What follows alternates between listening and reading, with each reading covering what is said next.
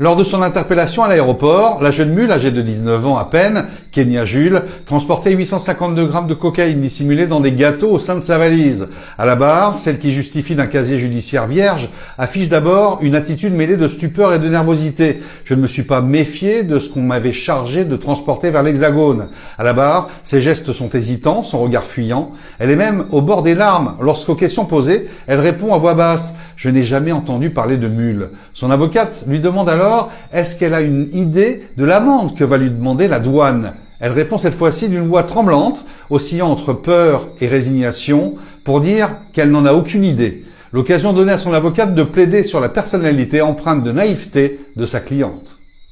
Oui, c'est vrai que les circonstances ont plaidé pour elle, hein, sa personnalité et puis sa naïveté, sa situation précaire. Effectivement, le tribunal a compris et a considéré qu'effectivement il était de bien meilleur intérêt que de laisser ma cliente, en tout cas pas simplement en liberté, mais sous condition, bien entendu, sous condition de bracelet électronique. Donc il ne s'agit pas d'une simple liberté, hein. Les faits qui lui étaient reprochés sont graves, mais il lui a été accordé de pouvoir faire sa peine sous bracelet électronique, ce qui est une peine, bien entendu, et qui est considérée comme une peine par elle-même, mais elle en mesure pleinement les conséquences.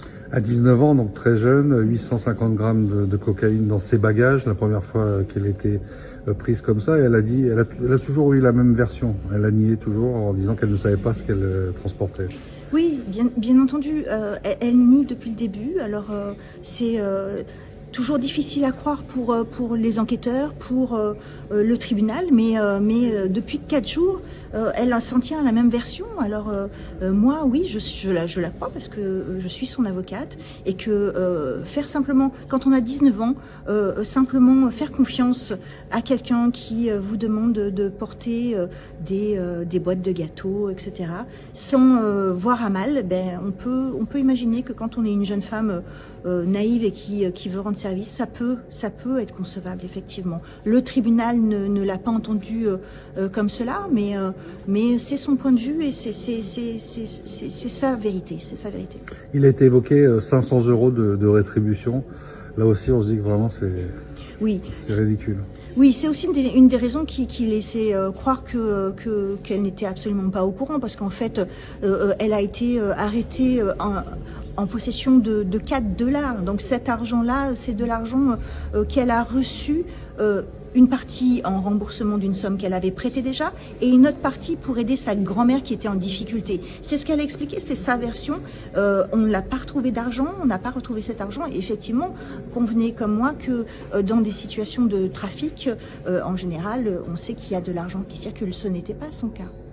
Et dernière chose, c'est qu'elle a demandé si elle pouvait retourner en France pour poursuivre sa scolarité, c'est bien ça?